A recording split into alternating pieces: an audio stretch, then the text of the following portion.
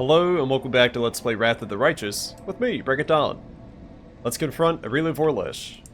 This blinding pillar of light is my party. So we should be okay.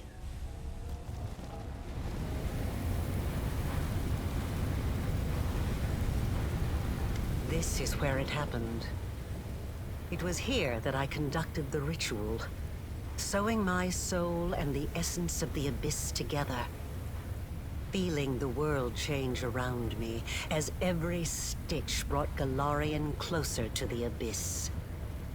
And it was here that even though you have no memory of it, I did the same to your soul. The interplay of light and shadow in this place gives Areelu an otherworldly look. She stands at the edge of the vast rift, watching the dancing reflections cast by the violet flames. When she speaks, her voice is calm and thoughtful. A researcher must not have any personal feelings for the subjects of their experiments. And yet, I find myself unable to remain completely detached from the Worldwound. I created it. I allowed it to be. It holds a place in my heart, even if I'm slowly paying for it with my life. A researcher must be particularly resilient in the face of mistakes, incorrect hypotheses, and failed experiments. You are my failed experiment.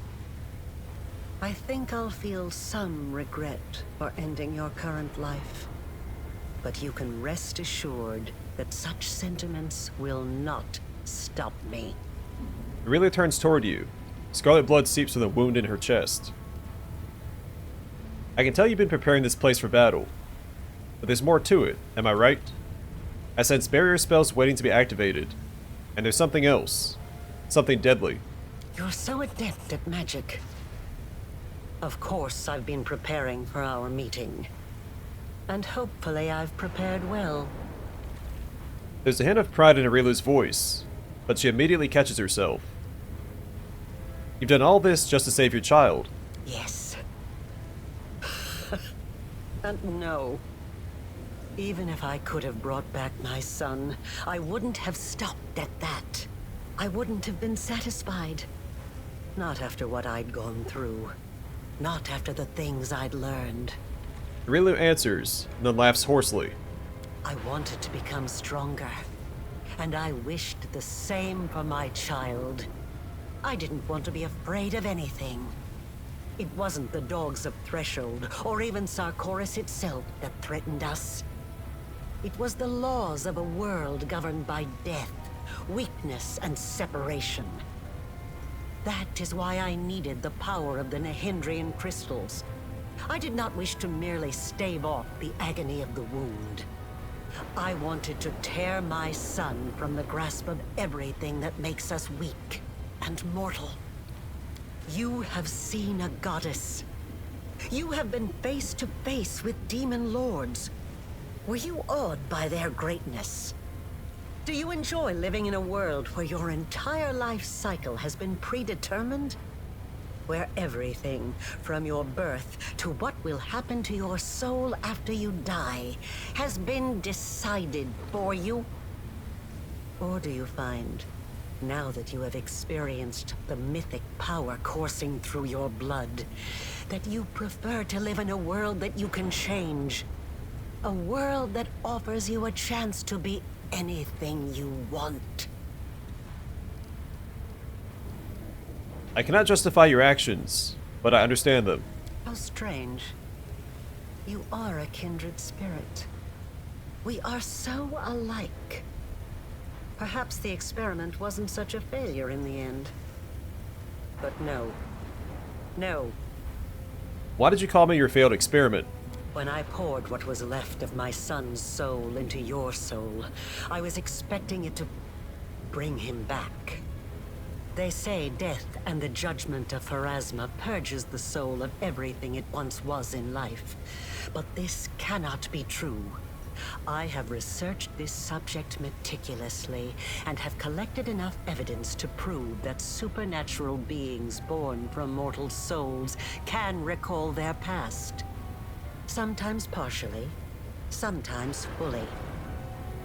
The witch shivers, as if caught by a sudden chill. She looks away for a moment. I watched you day and night, waiting for it to happen. For your memory to awaken, or your instincts at least. For anything familiar, something I could immediately recognize. I tested you. I asked you questions and... nothing. Nothing. You merge the remnants of your son's soul with mine. So why do you want to harm me?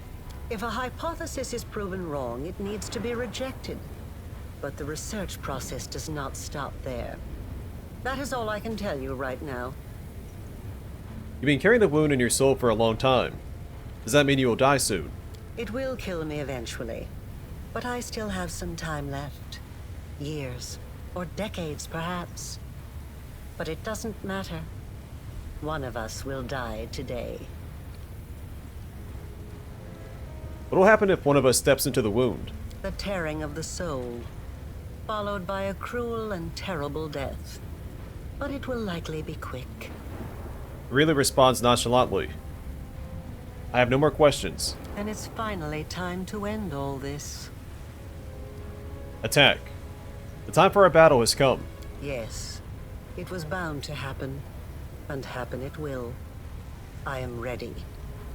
Death is not the end. I've spent 100 years trying to prove it, and I will not stop now.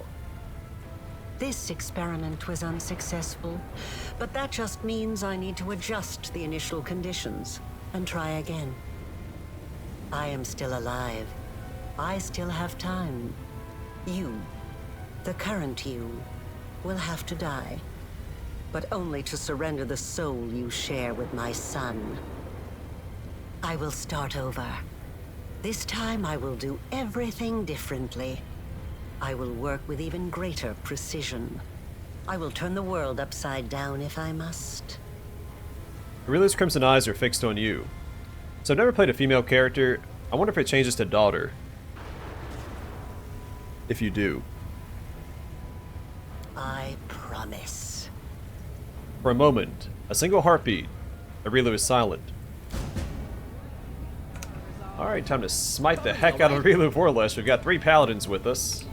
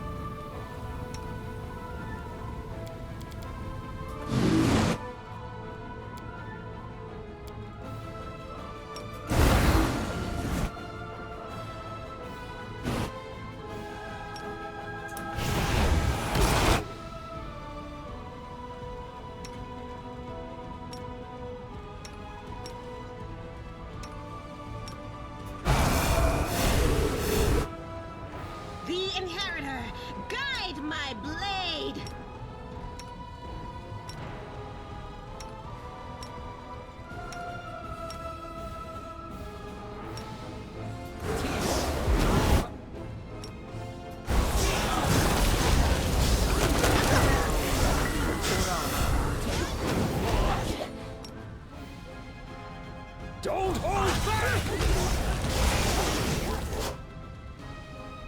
For our future! Gosh, we're getting messed up, aren't we?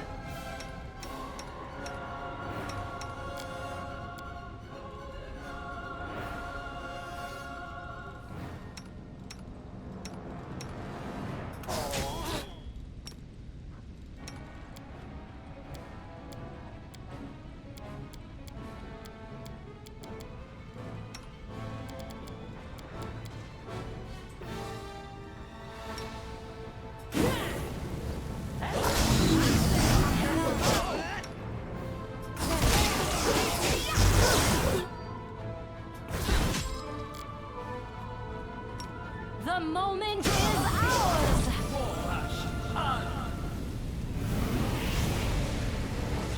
I never thought that I would be responsible for the creation of my most powerful enemy. Really looks as though she's about to collapse, but she does her best to remain upright. I can see you, Suture. Show yourself. I've been waiting for you to get distracted, so I can stab you in the back. The suture appears from hiding and looks at you balefully. I've uncovered your plan. The spells in this chamber are designed to kill you if something goes wrong. You've been preparing for this outcome from the start. Am I right? How very perceptive. But you didn't think I would make it easy, did you? I won't let you win. You need me alive. You want to use me to close the wound, but I can destroy myself before you have a chance. Areelu is wringing her hands in agitation. I'll stop you, by force if necessary. So don't embarrass yourself with these pathetic attempts to prevent the inevitable. Fine. Let's say I don't destroy myself. What happens now? You lock eyes with Areelu. It is her will against yours. You strive against her in this unspoken contest for what feels like an eternity.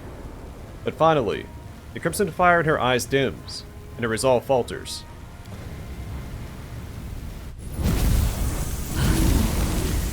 You are stronger than I could have anticipated. As your creator, I should be proud to be defeated by the one I have imbued with power. Is there any higher praise? But I'm tired. You won't hear me pleading. Let us finish this experiment here and now. Areelu's eyes are full of anger and disbelief. The wound above her heart is bleeding, and her shoulders are trembling, but she raises her chin defiantly. It's over. Now you will die, giving your life to help heal the world wound that you created. Do you have any last words? Here are my last words. I regret nothing. Areelu chuckles.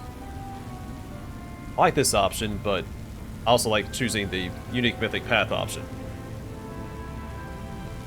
Use Areelu's soul to close the wound. You've brought unspeakable evil to this world, Areelu, and now at last, you will atone for it, at least in part. The wound must be closed so the world can breathe freely once more. The violet flames rise around Areelu like a storm, as if in the last moment of his existence, the world wound is reaching out to its creator, either pleading or menacing. The ground shakes, flames burst in and out of existence, and the world becomes a vortex of purifying light.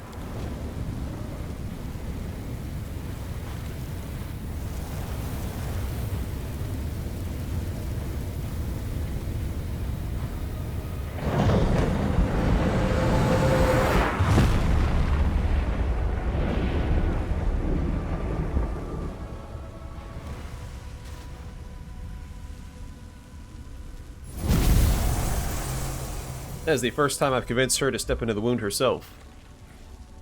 Normally I have to do that, and it's a usually self-sacrifice option, though there's alternatives while you are self-sacrificing. A hymn of triumph fills your ears. It sounds like earth and air singing in perfect harmony. It is a song of freedom, freedom from the horrible, bleeding wound that has tormented the world for so long. And it is a song of joy, a joy shared by your allies as they join their voices to the swelling chorus. The wound is gone. Kater, the stern temple guard, uses his sleeve to wipe the tears from his cheeks. Is it really possible? Sarkoris, you have been avenged.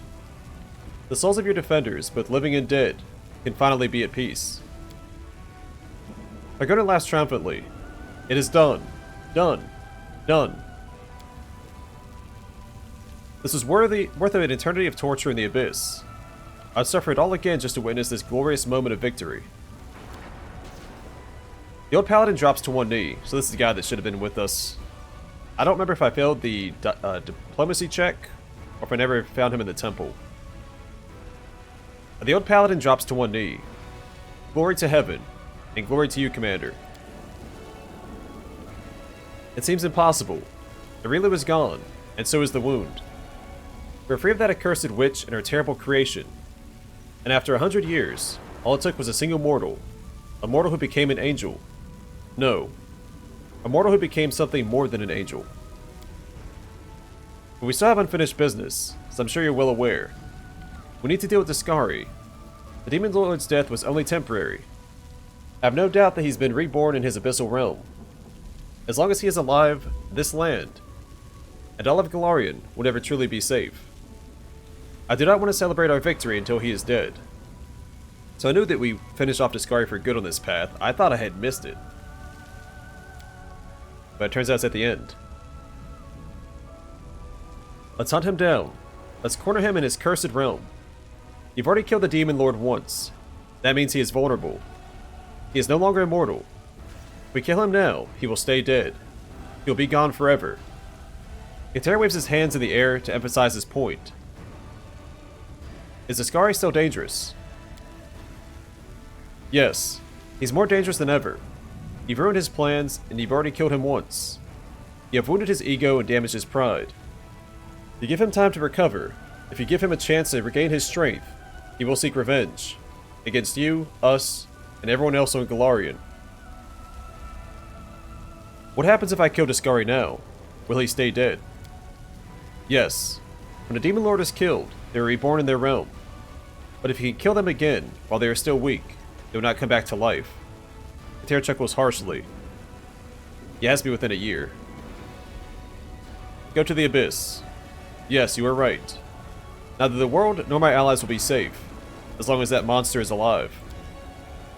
Our final battle awaits. Discari will face retribution.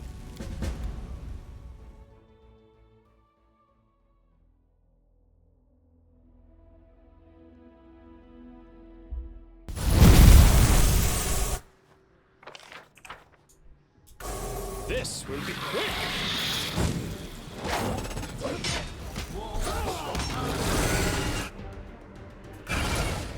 Death to invaders! Strike!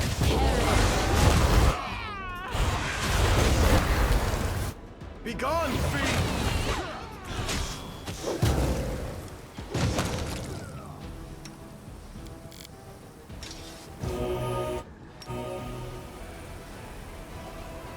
I'll take care of it.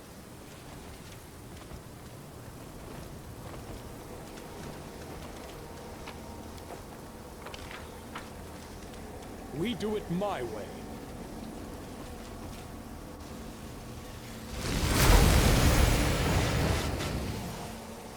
Mortal gnat!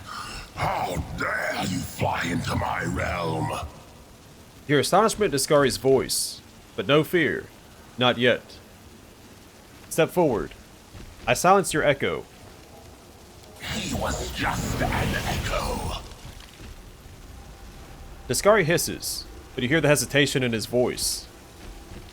Step forward. I close the Worldwound.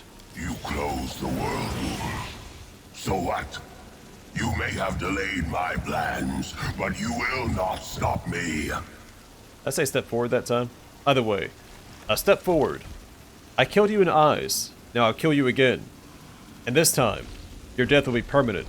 No, I will not die at the hand of this former mortal. Discari finally loses his composure. The Great Demon Lord backs away from you like a frightened animal trying to escape a predator.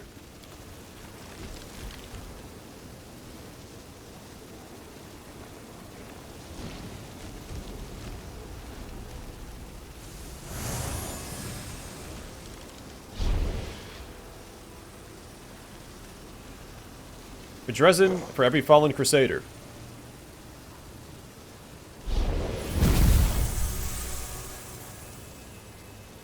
For the blood that was shed in Sarkoris, now you pay for everything you have done.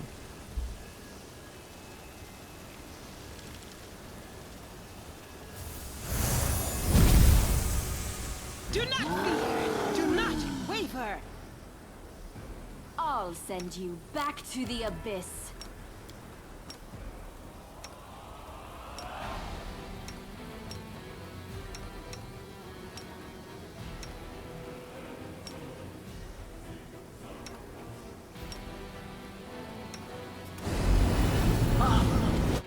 Stab you or zap you? Why not both? The moment is ours.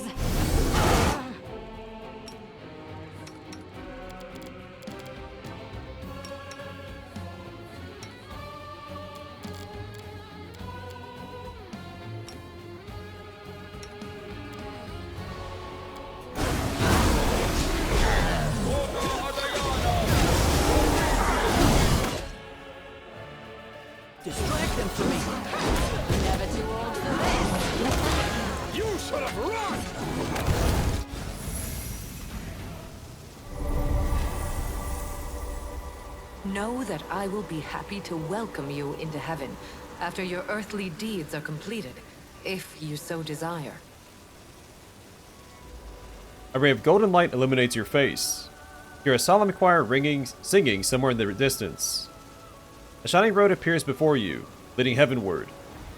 The words of the goddess appear in your mind unbidden. They are waiting for you there, in the halls of heaven, where true angels belong. Lagona gazes at the light and smiles softly.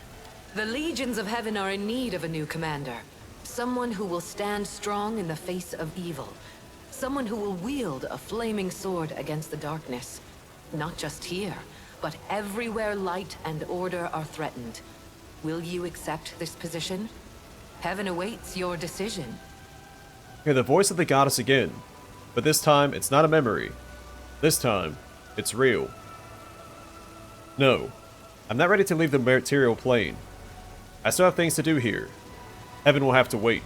It's all over. The Worldwound is closed, and Discari has been destroyed.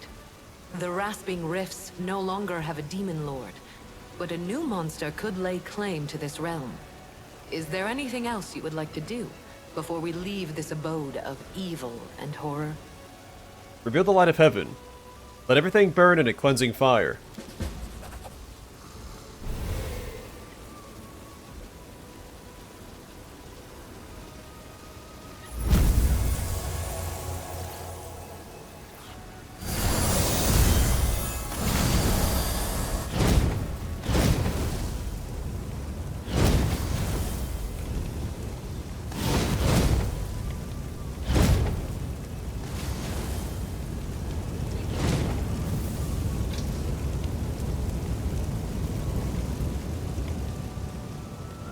Bright light streams from your hand. It transforms into a burning flame that consumes every surface it touches. This fire, is it from the upper planes, or the depths of your heart? To reduce the rasping rifts to smoldering ruins. Ash and smoke will be all that remains of Discari's former realm. Let this be a lesson to every demon lord. They cannot torment the mortal world with impunity. Commander, today you have achieved the greatest victory of all. Your crusade is over, but your story is not finished. Your future awaits. Your glory will live on through the ages. It said that my alignment changed back to lawful good again. Didn't realize I lost my lawful good alignment again. That's okay. Light breeze caresses your face. A breath of fresh air after everything you've endured. Your homeworld of Golarion eagerly awaits your return. There'll be no more long battles. No more pain or exhaustion. A new future awaits. A future full of hope and promise.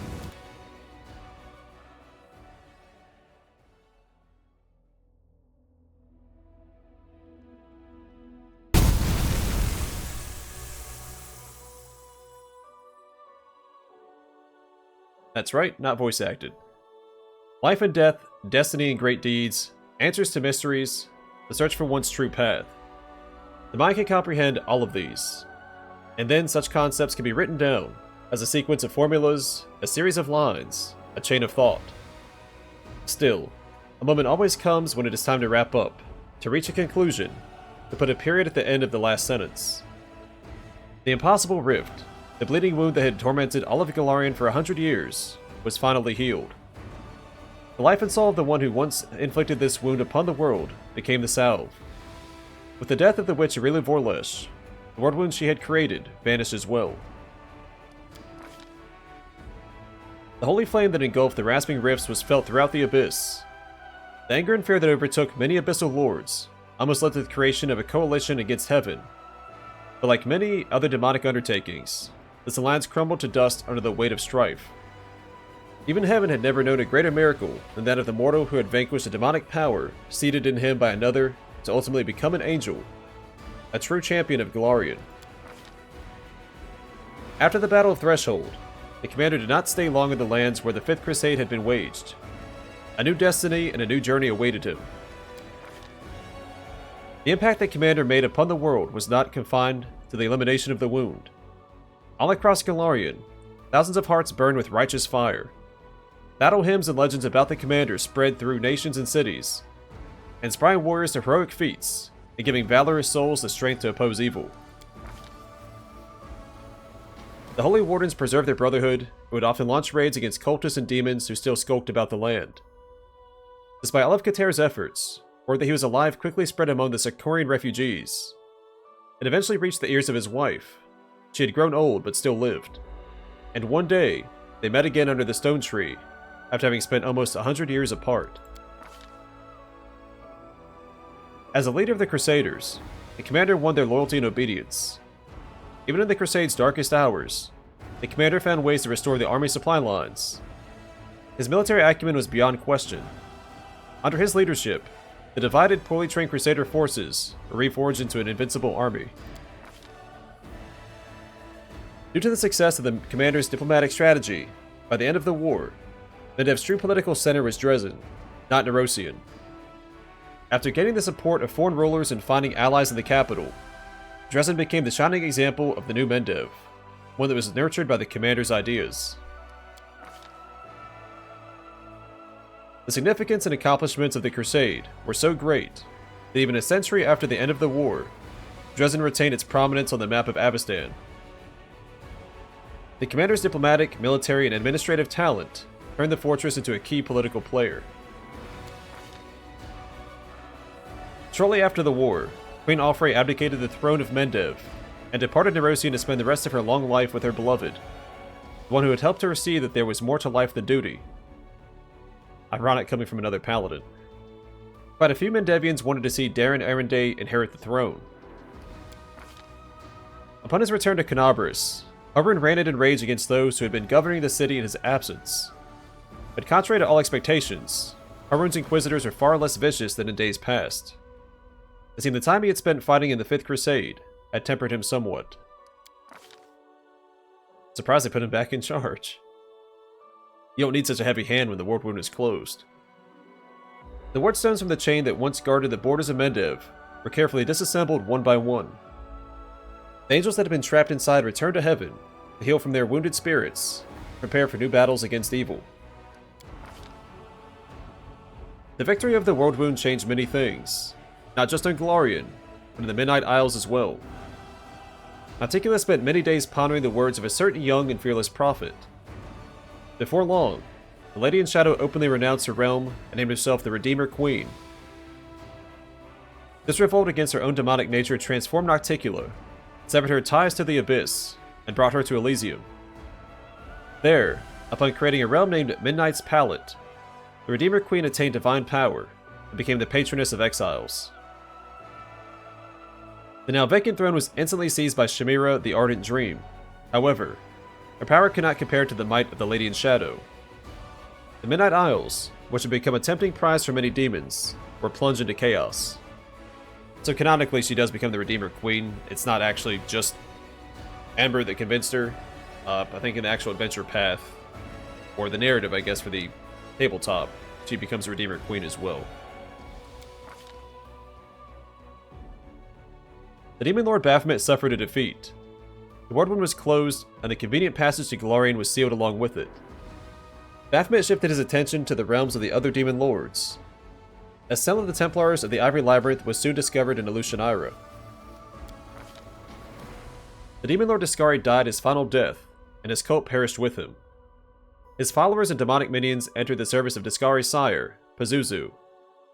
Whether Pazuzu's terrifying rage stemmed from his offspring's demise, or from his failure, none can tell. The spirit of the Demon Lord Nihindri was freed from the shackles of Nauticula's magic, and went to the Rift of Repose, where at last it found blissful oblivion. The Midnight Isle that had been built upon Nihindri's remains sank into the waters of Ishiar. The commander's escapades in Alushanira left a lasting impression on its denizens. The Battle Bliss became the main arena not just of Alushanira, but of the entire Abyss. Visitors from every corner of the plane flocked there to watch or take part in the spectacles put on by Ermangoleth, whose new goal was to arrange a fight between Pazuzu and Lamashtu. The flesh markets had been ravaged, but it proved impossible to completely destroy them. After the commander left Alushanira, new slavers took over the stalls, and new shipments of slaves were chained to the platforms. Kristoff, the envoy of the Pathfinder Society, took advantage of the situation and rose to the top of the slave trade. He sold demons to other demons and used the proceeds to buy the freedom of mortal slaves. He soon founded the first Pathfinder Lodge in the Abyss. The unrelenting killer and vigilante known as Red Mask continued her purge of Elutionira and assembled a full squad of Aasimar assassins. Demons enjoyed listening to stories of their bloody exploits. That is, until the assassins came to collect their heads. The place where the commander's camp had once stood became a symbol of freedom for runaway slaves in the Abyss. They flocked to the Nexus by the hundreds and erected a real fortress, which held out against several assaults by the slavers. Kater returned to the Temple of Polaris Fall, but not to resume his service to his goddess. With fire and steel, he cleansed the surrounding wasteland of the undead. And then, once he had honored the memory of the fallen defenders, he forever sealed the entrance to the temple and left, never to return. Gizmera was true to her word. The Wintersun clan left the land of their ancestors. Once they had left the borders of the former Sarkoris, the clan split into several branches. One went to the wildlands of Numeria, others set off for Free Varissia. A small group led by Gizmera chose to travel to Andoran, where they were lost among the many refugees fleeing other lands and other wars. The Wintersun clan ceased to be. The Tirabags were were adamant about retiring from military service, leaving it all behind, escaping together. But urgent Eagle Watch business forced them to stay for a week, then for a month, then for many years. Even as Anevia cursed their lot, however, her eyes would shine with pride, but she was always the first to admit that Irbeth was not the kind of person who could just up and retire. That's the first time I had both of them survive. Though I did not complete their quest this time either. The hand of the Inheritor returned to the halls of his heavenly mistress. It was difficult for him to forgive himself for his transgressions and his fall, but there are still many places left throughout the multiverse where evil dwelt and injustice was being wrought, and the Herald of Iomedae could not abide it.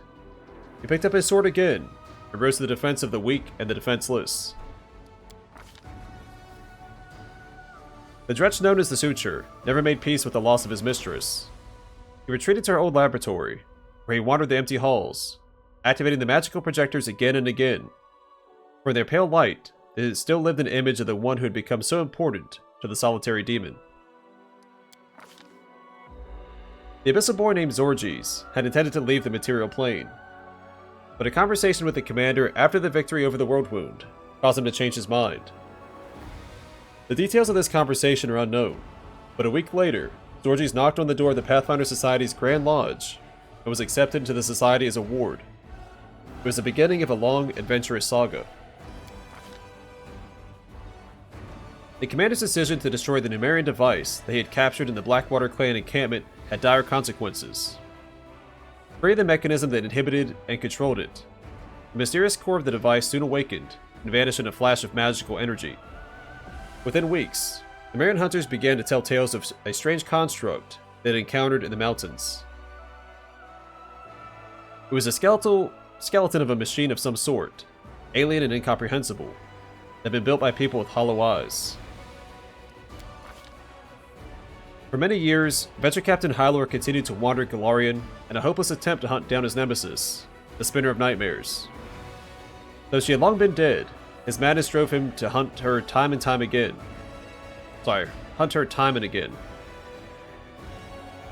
His hunt ended on an old road in the River Kingdoms, where Hylor saw a group of monsters attacking an innocent family. He managed to save only one of them, a young girl who had been orphaned on that terrible night. Hylor took her in, and was forced to temporarily halt his search for the Spinner. This pause lasted for a month, then a year. Abandoning his hopes of reuniting with Lori, Hylor found a new purpose in caring for another person. Over time, he was able to once again find joy and hope in life. I don't remember that ending, but good for him. Having rediscovered his own story, the storyteller rejected the goddess's proposal.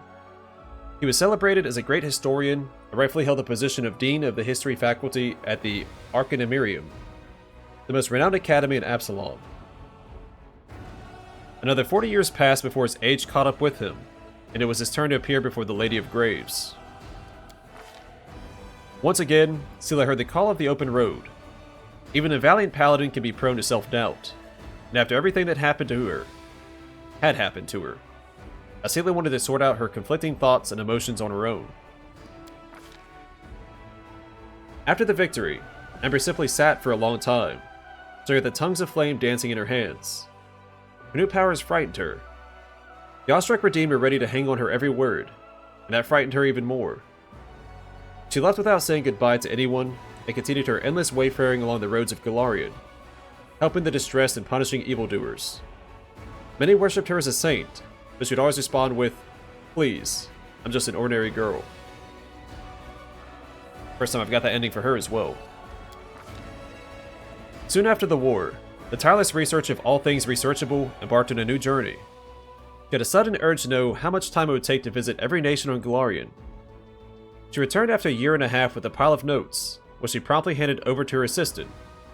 After all, someone had to help her compile the entries for the first volume of the Encyclopedia Golarianica. It only made sense for her assistant to help, given that one of the entries was dedicated to him, the commander of the Fifth Crusade, who had made Golarion history. After defeating the demons that had laid waste to his country, Ulrich concentrated his efforts on Gundren, its only remnant. He helped Asena and Sigvorn to rebuild the town, and raised the young goddess Serena from a cub to a wise and powerful wolf. The city grew quickly, honoring ancient traditions, eager to spread beyond its walls, and soon became the center of a robust movement seeking to heal the tainted lands of the Worldwound and rebuild Sarkoris. Over the years, Darren gained the title of Murderous Butcher, who was spoken of only in whispers.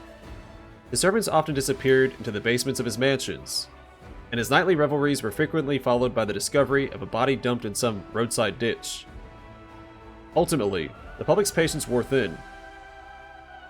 Count Arenday, stripped of his lands and titles, was now a wanted man. The former count was already far from Rendev by then, of course. To his own surprise, Woljif Jefto became a war hero. Esteem and fame were shortly followed by great wealth.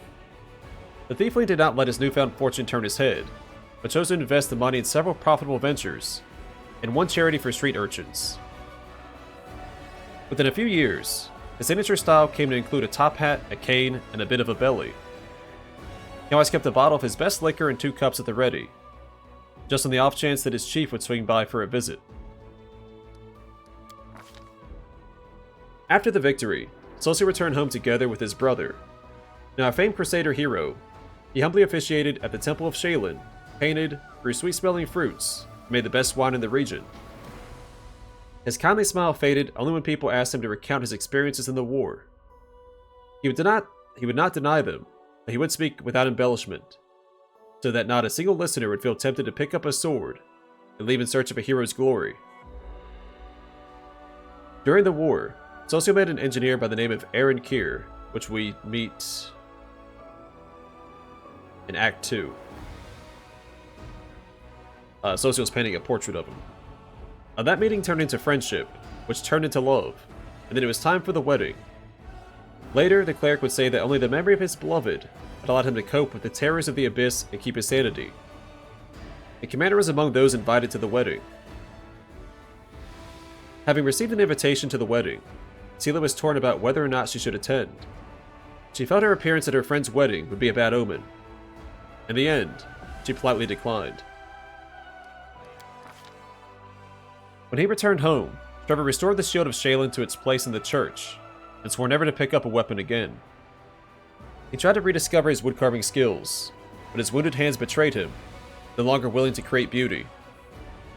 The tormented fighter lived a quiet, peaceful life, helping his brother with his vineyard, all the while trying in vain to forget the horrors of the abyss. Reginald Renge wrote a treatise on waging war against the demons, both a practical manual and a philosophical exhortation. And once that was done, he succumbed to the bleaching completely. He was posthumously reinstated in his order and buried with honors in the officers' cemetery. His treatise was used in all future wars against the abyss by mortals, angels, and devils alike. Before he died, he managed to send a letter to the commander. Did it contain sincere farewells or a list of directives? Impossible to say, No one was privy to the contents except the recipient. The war changed Greybor. He left the assassin's craft behind and embarked on a search for his family. It took years to win their love again, but he had never been one to back down from a fight, and so he won that battle as well. Greybor hung his axes above the fireplace and became an upstanding citizen. The transformation was difficult for him, and many a time he would reminisce about the days of his daring youth. Still, there was one joy in family life that the dwarf could not have traded for anything in the world: his daughter, Mora.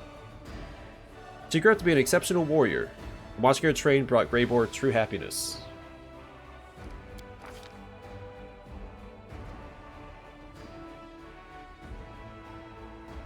Arushalai had changed her nature, completely ridding herself of evil, but she would not dare to live among mortals. She took up residence in a small house away from their settlements. Shortly afterward, rumors began to spread. Some said there was a kind sorceress living in the cottage, or perhaps a reclusive saint, and people would come to her asking for help. She never refused anyone, and in time, earned their trust and friendship. One day, a familiar figure appeared on Arushalai's doorstep, Seela. She stayed as a welcome guest for several days, trying to soothe the turmoil in her soul.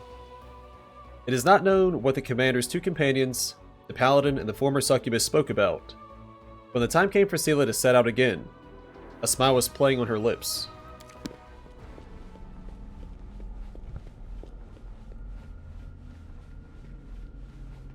And what of me, the writer of these words?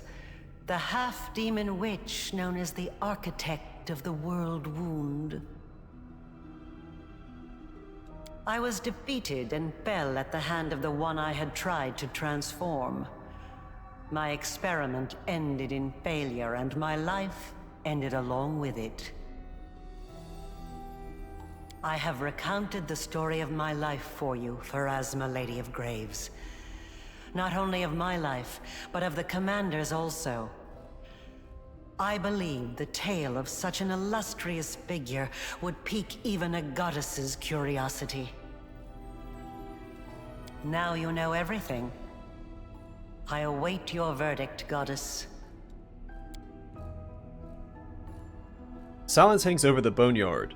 The Lady of Graves is weighing her decision, and it seems the entire universe is holding its breath, awaiting her pronouncement.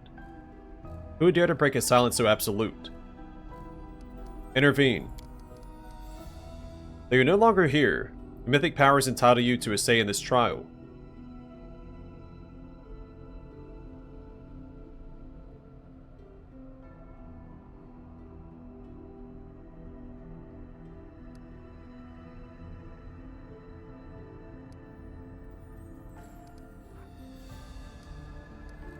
I appeal to your sense of justice. Great evil deserves a commensurate punishment. The words ring out in the silence. They are heard, considered, and given their due weight. The laws of the universe have existed for millennia. They are incontrovertible. But even they allow the decider of fate some degree of influence over the verdict. You wrought great evil. You killed countless souls and put existence itself under threat. Your soul is dark and incapable of atonement. Even the Abyss would be a reward for you rather than a punishment.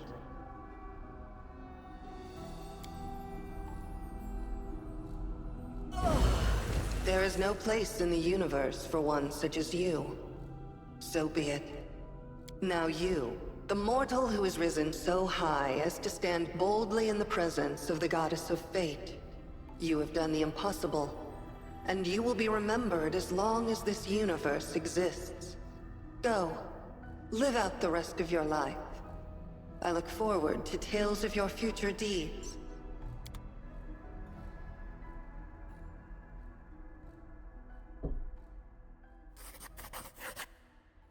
So, one of two things happened there. Either I did not achieve the secret ending requirements, or you have to step into the Worldwound in order to get the secret ending, which I didn't do.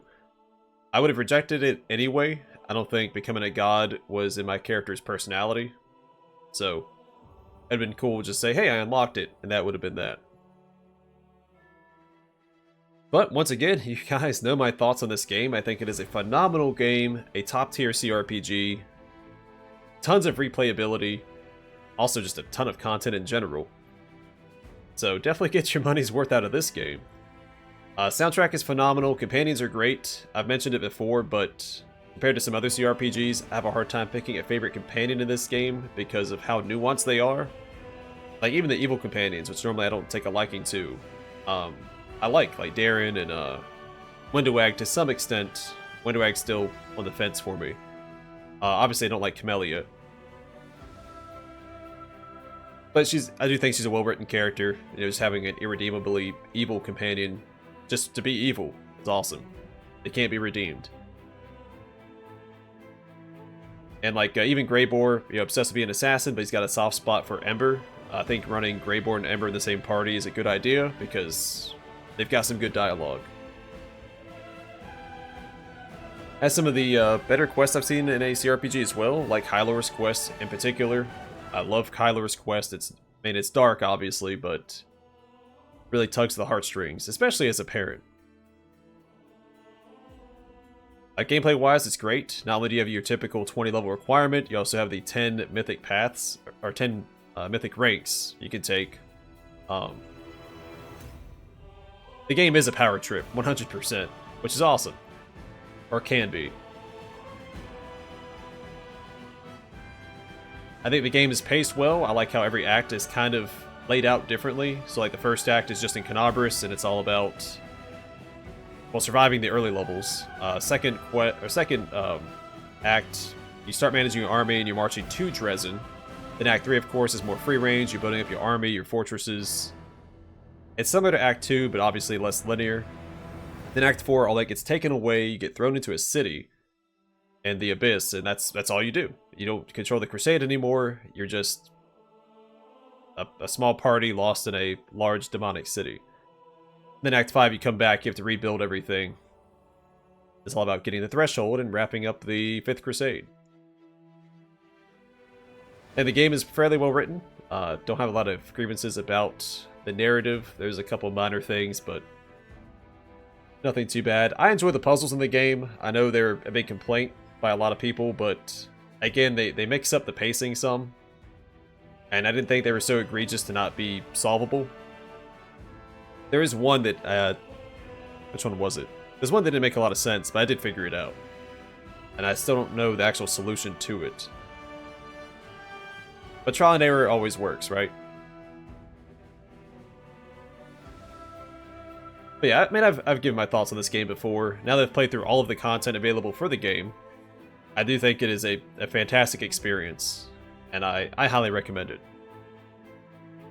But that's going to do it for this series. Thanks for joining me on yet another adventure. And I hope to see you guys in the next Let's Play.